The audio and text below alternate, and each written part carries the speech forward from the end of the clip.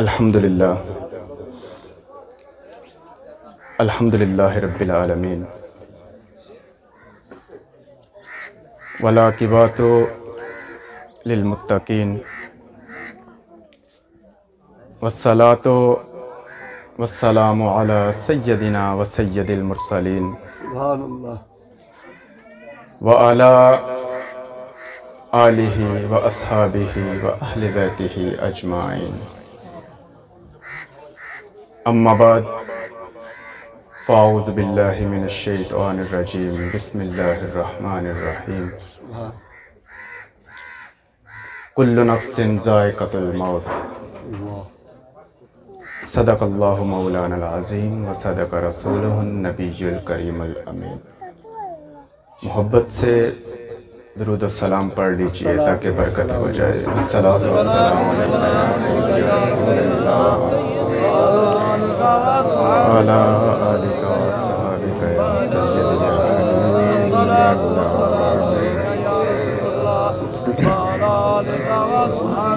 حبیبی یا رسول اللہ۔ آپ حضرات کے ذوق کو بڑھانے کے لیے امام اہل سنت مجدد دین و ملت امام الشاہ احمد رضا خان تاجدار بریلی رحمۃ اللہ تعالی علیہ کے کلام کے چند اشعار۔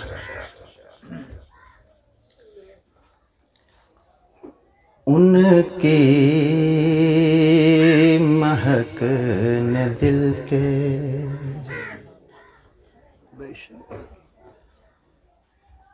ان کی مہک نے دل کے غنچے کھلا دیے ہیں،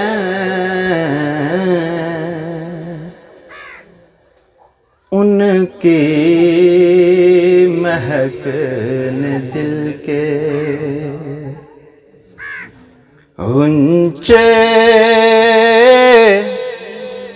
کھلا دیے ہیں، جس راہ چل گئے ہیں میرے آقا، جس راہ چل گئے ہیں، کوچے بسا دیے ہیں، جس راہ چل گئے ہیں، اور آنے دو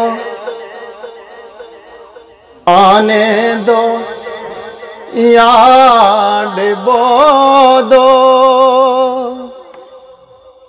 آنے دو یاد بو دو، اب تو تمہارے جانب آنے دو یاد بو دو، اب تو تمہارے جانب کشتی تمہیں پہ چھوڑی، آقا کشتی تمہیں پہ چھوڑی، لنگر اٹھا دیے ہیں، کشتی تمہیں پہ چھوڑی، لنگر اٹھا دیے ہیں، اور اللہ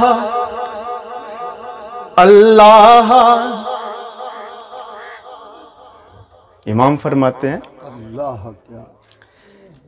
کہ میرے کریم آقا نے پوری زندگی رو رو کے اپنی امت کے لیے دعا کی، تو کیا جہنم اب بھی نہ سرد ہوگا؟ اللہ کیا جہنم اب بھی نہ سرد ہوگا، رو رو کے مصطفیٰ نے، رو رو کے مصطفیٰ نے دریا بہا دیے ہیں، رو رو کے مصطفیٰ نے دریا بہا دیے ہیں، رو رو کے مصطفیٰ نے۔ حمد و صلاۃ و نعت کے بعد نہایت ہی واجب الاحترام حاضرین و سامعین کرام، بالخصوص قبلہ سیدی والد ماجدی پیر طریقت رہبر شریعت حضرت علامہ مولانا پیر سید مظفر علی شاہ صاحب الگیلانی دامت برکاتکم العالیہ، اور حضرت علامہ مولانا قاری محمد عابد حسین دامت برکاتکم العالیہ، دیگر علماء کرام، نعت خوانان خوش الحان اور حاضرین و سامعین کرام، آج کی یہ محفل پاک مرحوم محمد حسین اور آپ کی اہلیہ ان کی یاد میں اور آپ کی روح کو اصال ثواب کے سلسلہ میں انعقاد پذیر ہے۔ خالق کائنات جل جلالہ کی بارگاہ میں دعا ہے کہ اللہ تبارک و تعالی اپنے حبیب کا صدقہ آپ کی قبر پہ کروڑوں رحمتیں نازل فرمائے اور آپ کو کروٹ کروٹ جنت کی ہوا نصیب فرمائے۔ حضرات محترم، یہ ایک اٹل حقیقت ہے کہ جو نفس، جو جان، جو انسان اس کائنات میں آیا اسے ایک نہ ایک دن لوٹ کے جانا ہے۔ عقیدہ ہے نا؟ جو شخص بھی اس دنیا فانی میں آیا اسے ایک نہ ایک دن لوٹ کے جانا ہے۔ اللہ تعالیٰ نے ارشاد فرمایا کل نفس ذائقۃ الموت، ہر نفس کو، ہر جان کو موت کا ذائقہ چکھنا ہے۔ لیکن موت میں بھی فرق ہوتا ہے۔ عام انسان کی موت اور ہے، اللہ کے ولی کی موت اور ہے۔ عام انسان کی موت اور ہے، اللہ کے ولی کی موت اور ہے۔ صحابی کی موت اور ہے، اللہ کے نبی کی موت اور ہے۔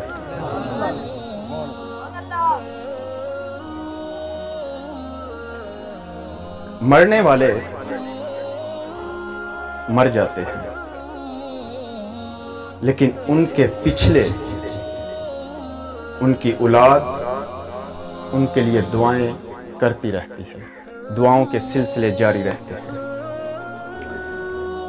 اور جب بندے ہاتھ اٹھا کر اللہ سے دعا مانگتے ہیں تو اللہ تبارک و تعالی اٹھے ہوئے ہاتھ خالی نہیں موڑتا۔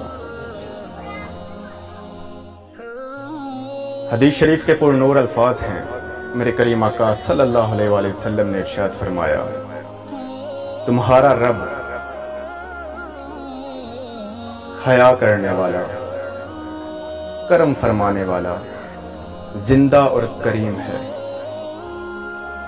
جب بندے اس کے سامنے ہاتھ پھیلا کر دعا مانگتے ہیں تو وہ اٹھے ہوئے ہاتھ خالی نہیں موڑتا۔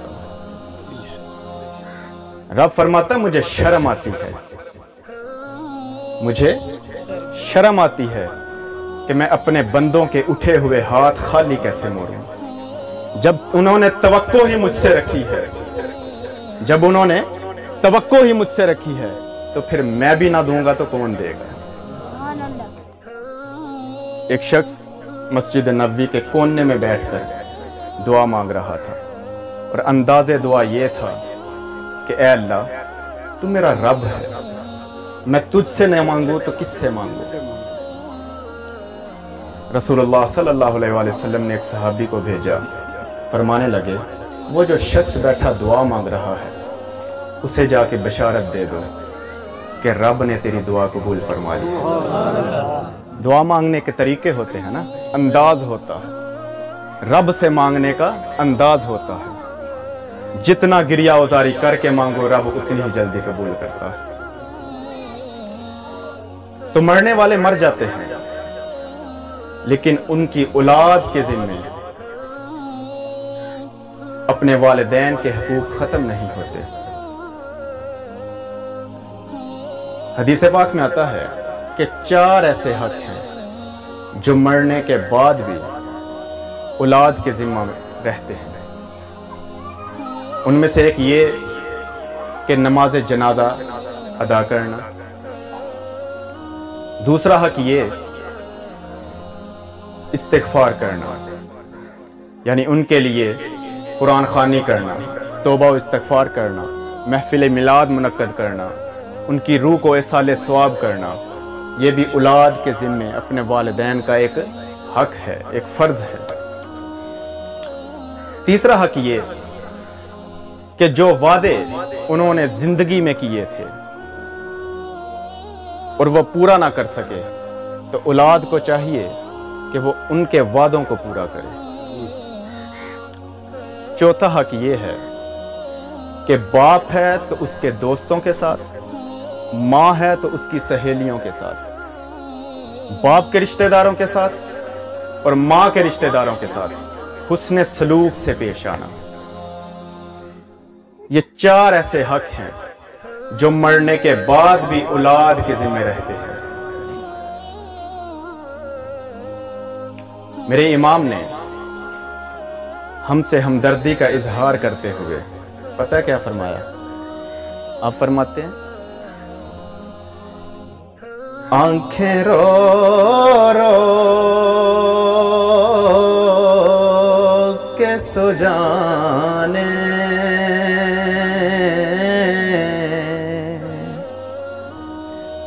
والے، آنکھیں رو رو کے سو جانے والے، جانے والے جانے والے نہیں آنے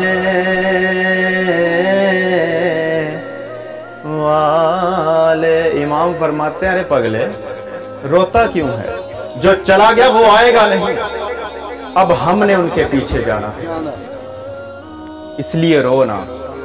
آنکھیں رو رو کے سو جانے والے، جانے والے جانے والے نہیں آنے والے۔ اور سن لے آدھا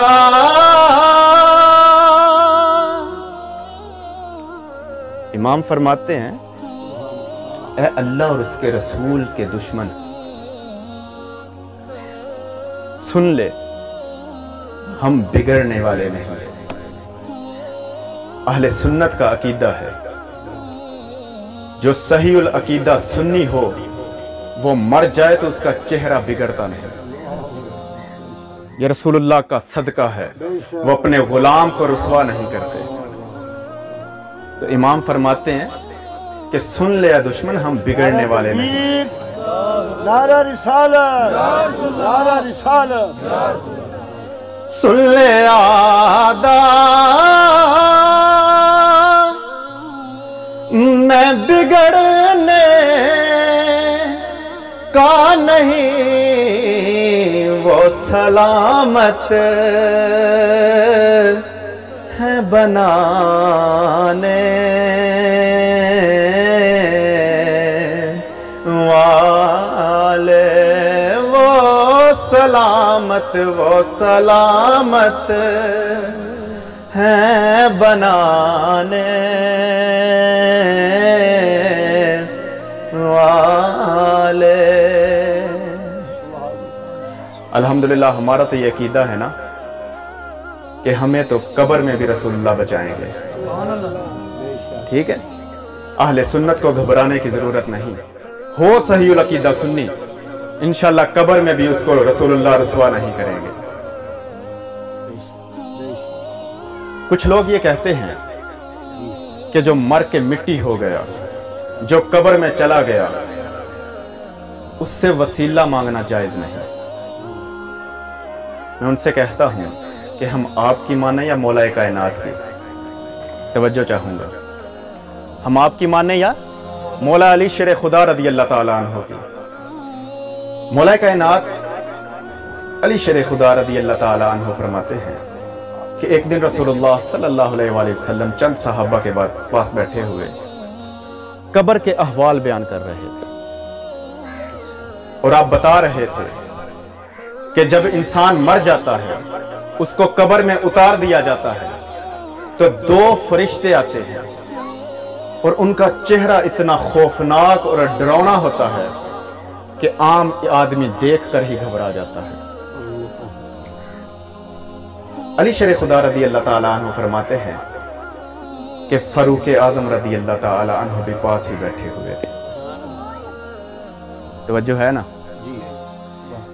فاروق اعظم رضی اللہ تعالیٰ عنہ نے عرض کی، یا رسول اللہ صلی اللہ علیہ وآلہ وسلم، جب میں قبر میں جاؤں گا تو کیا ان فرشتوں کے ساتھ چند منٹ گفتگو کرنے کی اجازت ہے مجھے؟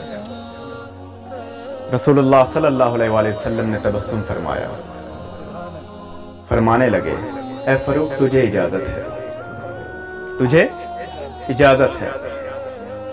حضرت علی رضی اللہ تعالی عنہ فرماتے ہیں کہ میں نے اس بات کو اپنے ذہن میں بٹھا لیا تھا، اور جب فاروق اعظم رضی اللہ تعالی عنہ کا وصال ہوا، جنازہ پڑھایا، قبر میں اتارا، سارے صحابہ بیٹھے تھے، ایک ایک کر کے سارے چلے گئے، لیکن میں آپ کی قبر پہ بیٹھا رہا، کیونکہ میرے ذہن میں وہ بات تھی۔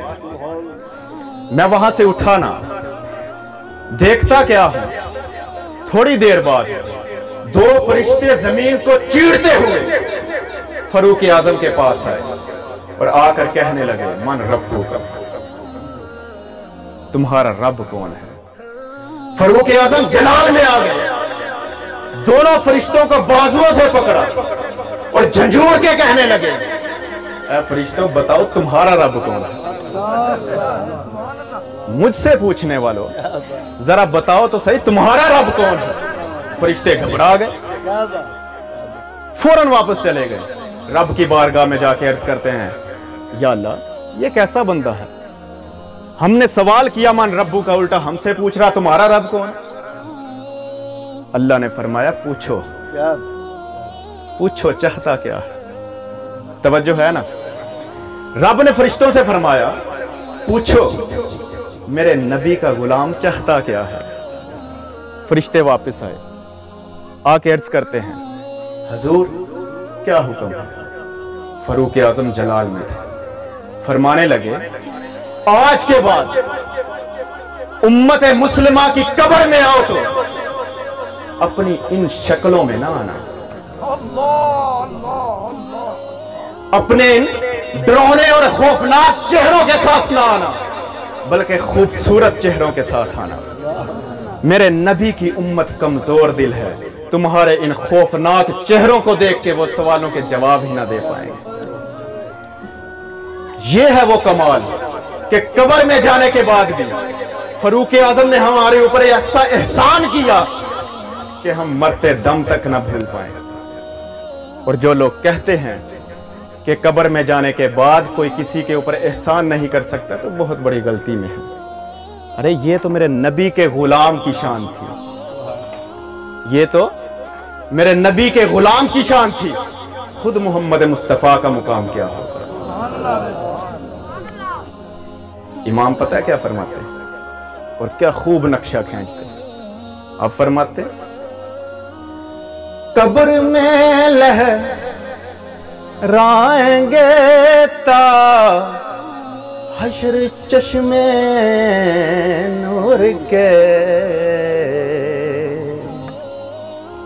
امام فرماتے ہیں جب ہم قبر میں جائیں گے نا، مسلمان اور الحمدللہ سنی جب قبر میں جائیں گے نا تو رسول اللہ صلی اللہ علیہ وآلہ وسلم کے پیارے مکھڑے کا نور، حسین چہرے کا نور ہماری قبروں میں لہرائے گا اور قیامت تک جھنڈوں کی طرح لہراتا رہے گا۔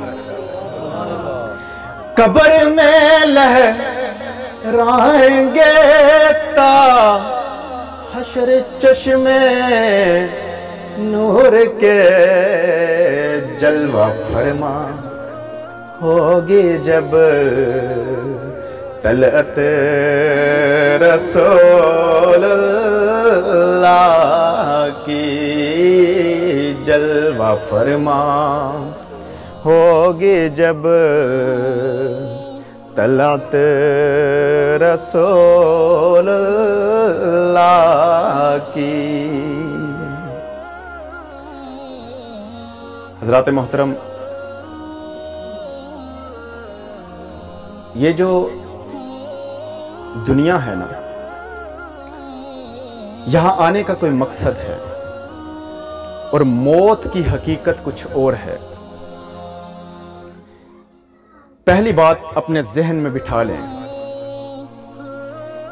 کہ موت انسانی زندگی کے خاتمے کا نام نہیں ہے، انسانی زندگی کے خاتمے کا نام نہیں ہے، بلکہ موت زندگی کے دوسرے دور کا نام ہے۔ توجہ چاہوں گا، موت ایک دروازے کا نام ہے جس سے انسان اپنی پوری زندگی گزار کے اور موت کے دروازے سے اپنے دوسرے دور میں داخل ہو جاتا ہے۔ اب میں اپنے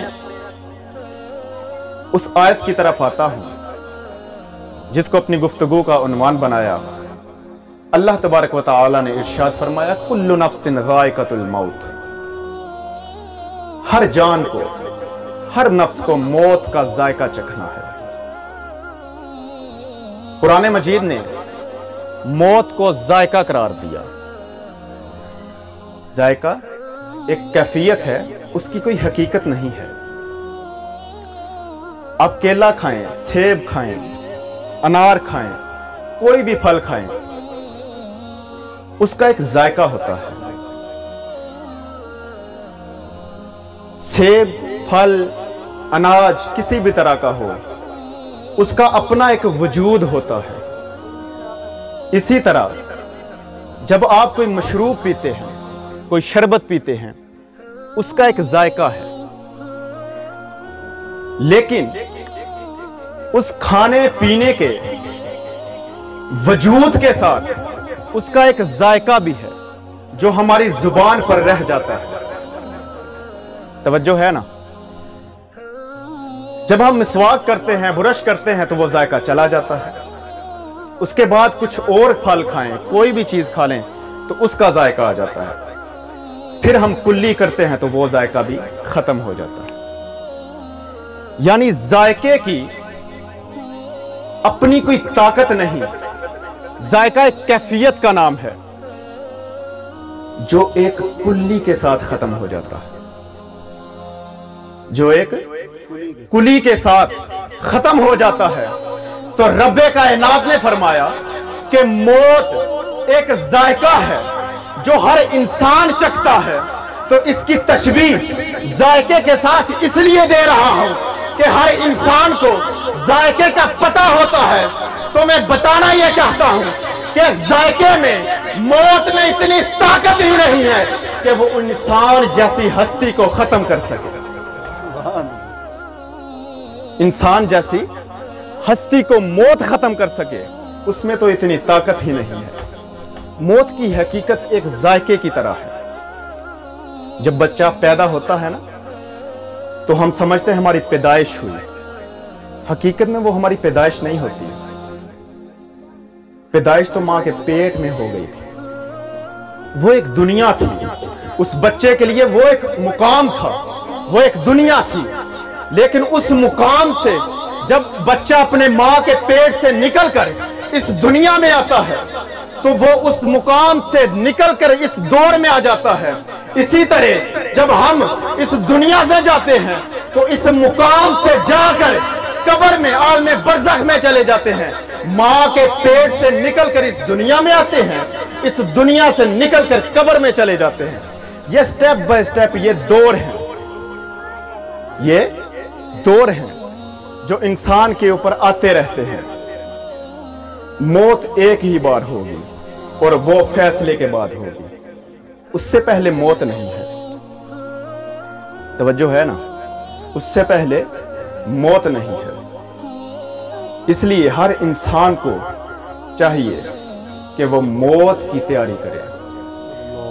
یہ آئے دن جنازوں کا اٹھنا، یہ کبھی کسی مسجد میں اعلان ہو جانا، کبھی کسی مسجد میں اعلان ہو جانا، یہ ہمارے لیے ایک پیغام ہوتا ہے، یہ پچھلوں کے لیے ایک قاصد ہوتا ہے۔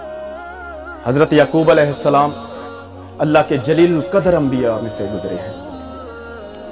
آپ نے حضرت اسرائیل علیہ السلام سے ایک وعدہ لیا، آپ نے فرمایا اے اسرائیل، جب میری روح قبض کرنے آؤ نا تو مجھے پہلے کوئی پیغام یا قاصد بھیج دینا جو مجھے یہ خبر دے دے کہ آپ کی موت کا وقت آ گیا ہے۔ آخر آپ اللہ کے نبی تھے، اسرائیل علیہ السلام نے وعدہ لے لیا۔ کچھ عرصہ گزرنے کے بعد اسرائیل علیہ السلام آ گئے۔ حضرت یعقوب علیہ السلام فرمانے لگے اے اسرائیل کدھر آئے ہو؟ عرض کرتے ہیں حضور قبضے روح کے لیے آیا ہوں، آپ کی روح قبض کرنے آیا ہوں۔ حضرت یعقوب علیہ السلام فرمانے لگے اے اسرائیل کیا تو نے وعدہ نہ کیا تھا کہ آنے سے پہلے کوئی قاصد یا پیغام بھیجوں گا، تو پھر تو نے وعدہ خلافی کیوں کی؟ حضرت اسرائیل علیہ السلام عرض کرتے ہیں حضور میں نے تو کئی قاصد بھیجے تھے، میں نے تو کئی پیغام بھیجے تھے۔ حضرت یعقوب علیہ السلام فرماتے ہیں میرے پاس کوئی پیغام نہیں آیا۔ اسرائیل کہتے ہیں حضور آپ کے بالوں میں سفیدی آ گئی، یہ آپ کے لیے قاصد نہ تھا تو اور کیا تھا؟ آپ کی کمر میں خم آ گیا، یہ آپ کے لیے پیغام نہ تھا تو اور کیا تھا؟ آپ کی آنکھوں میں سفیدی آ گئی، یہ آپ کے لیے موت کا پیغام نہیں تھا تو اور کیا تھا؟ یعنی کمر میں خم آ جانا، بالوں میں سفیدی آ جانا، آنکھوں میں سفیدی آ جانا، یہ ہمارے لیے موت کا پیغام ہوتا ہے۔ حضرت فاروق اعظم رضی اللہ تعالیٰ عنہ اپنے دربار میں بیٹھے تھے، ایک آدمی آیا صدا دینے لگا اے فاروق اعظم اپنی موت کو نہ بھولنا، اپنی موت کو نہ بھولنا۔ فاروق اعظم کانپ اٹھے اور فرمانے لگے اے بندہ خدا، اے اللہ کے بندے، اگر تو روز آ جایا کرے نا اور مجھے موت یاد دلا دیا کرے تو میں مہینے کے بعد تجھے تنخواہ بھی دیا کروں۔ وہ شخص ایسے ہی روزانہ آتا، فاروق اعظم دربار میں بھرے مجمع میں بیٹھے ہوتے، وہ صدا لگا کے کہتا اے فاروق اعظم اپنی موت کو نہ بھولنا۔ فاروق اعظم رونے لگتے، اپنے رب کے ہاں دعا مانگنے لگتے۔ ایسے ہی روزانہ ہوتا گیا، مہینہ ہو گیا، آپ نے اس بندے کو تنخواہ بھی دے دی۔ ایک دن دوبارہ وہی بندہ آیا اور آپ نے اس کے ہاتھ میں اس کا معاوضہ رکھا اور فرمانے لگے اے بندہ خدا آج کے بعد تو نہ آنا۔ عرض کرتا ہے حضور کیا کوئی غلطی ہو گئی یا کوئی بندہ دوسرا رکھ لیا ہے؟ فاروق اعظم نے فرمایا نہ کوئی غلطی ہوئی ہے اور نہ ہی میں نے کوئی بندہ دوسرا رکھا ہے، اب مجھے رب کی طرف سے پیغام آ گیا۔ آپ نے اپنی داڑھی میں ہاتھ پھیرا اور ایک سفید بال دکھایا اور فرمانے لگے کہ یہ رب نے میرے پاس قاصد بھیج دیا ہے جو مجھے موت کی خبر دیتا رہتا ہے۔ تو یہ داڑھی میں بالوں میں سفیدی آ جانا یہ موت کا پیغام ہوتا ہے، یہ اٹھتے ہوئے جنازے دیکھنا یہ موت کا پیغام ہے، یہ ہمارے لیے موت کا پیغام ہوتا ہے تاکہ ہم بھی تیاری کر لیں۔